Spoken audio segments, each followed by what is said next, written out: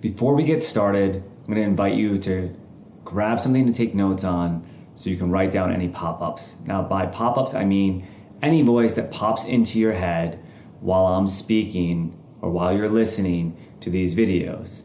It may be something that's affirming what I am saying, and it may actually be a thought that what I'm saying is not accurate, not true, or something else that you may have learned elsewhere. So if you don't have a pen, pause it now. I'll be here when you get back. All right, welcome back if you left. If you haven't, glad you're still with me. Now, we're gonna take a moment to get centered. So sit comfortably, put your back straight, close your eyes, and let's take a few breaths. We're gonna connect with the energy in the air as it flows through the nose and out the mouth. So make your belly full with air like a Buddha so that you can actually really feel the way this feels. So I'm gonna do it with you. First.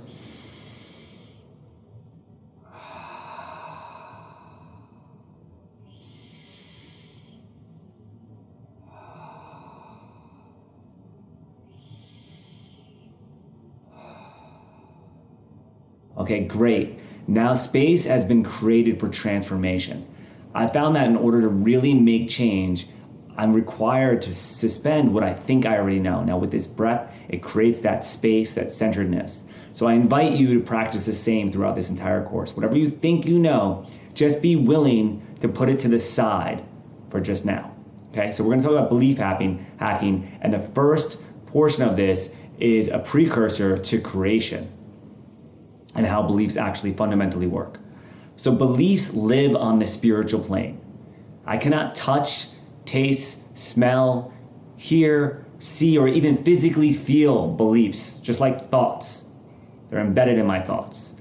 The spiritual plane is where all creation actually takes place. No thing is created without it first being on the spiritual plane. Everything begins with a thought. And the beliefs I have about that thought are what actually reinforce whether it's true or not. So the more I actually talk about something, or the more I think about something, the more I begin to believe it to be true.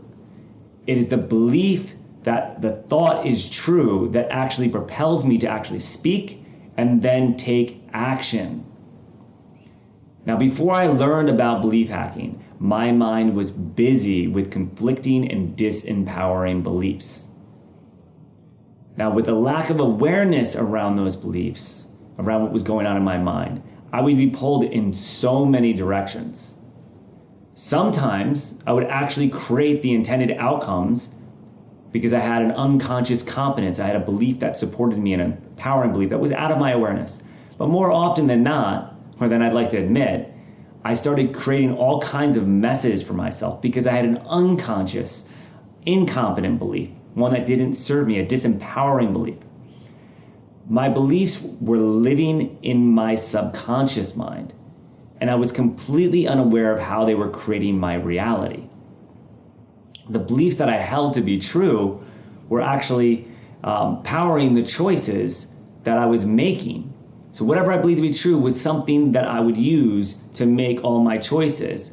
And I didn't know that some of my beliefs were a little shaky, disempowering. So now bringing these beliefs to awareness is where I started to get access to my greatness. Because my mind will work systematically to build compelling evidence that everything I believe to be true is indeed real or will become real, my beliefs in essence are actually creating my reality. So just hang on to that for a second. Everything that I believe creates my reality. The belief that I would have about the world, I would inevitably find a way to make it true. So whatever I believed, I would make true. When I know something to be true, I believe that it's 100% true. Now, this knowingness can either serve or work against me. So an empowering belief is a belief that actually helps me navigate my life in a way that I choose, the way that I most desire, to bring in my heart intentions, to bring in the greatness inside of me. Now, having an arsenal of empowering beliefs allows me to experience heaven on earth. That's what it does. And beliefs that are rooted in the emotion of love, joy, or bliss, for example, tend to be very empowering beliefs. A few examples of empowering beliefs would be, money comes to me with ease, the world is a safe place, I'm supported, and I am loved. Now, disempowering beliefs are the beliefs that cause me to hold back from living the life of my dreams. Having disempowering beliefs caused me to experience hell on earth for many years. Disempowering beliefs are rooted in fear, anger, blame, and the idea of right and wrong.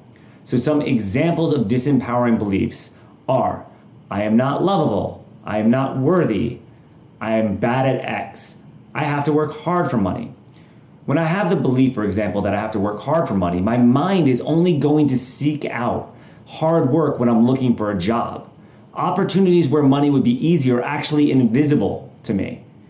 Now, a voice might pop in your mind here while you're listening and say, but I do have to work hard for money. I've always had to work hard for money. My father had to work hard for money and I'll always have to.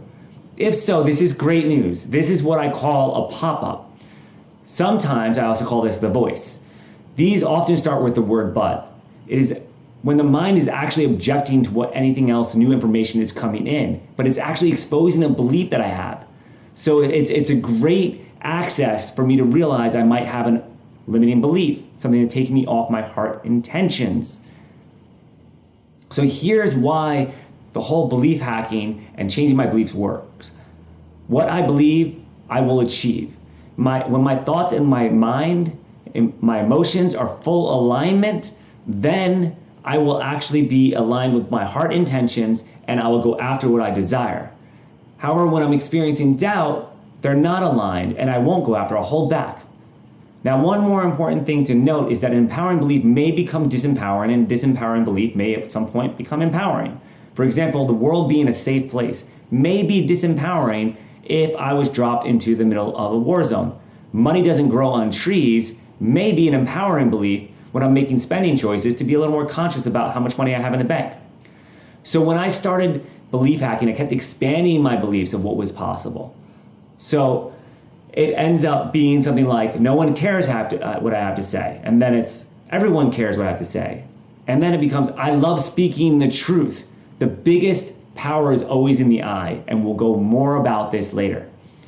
There is no substitute for the power of faith.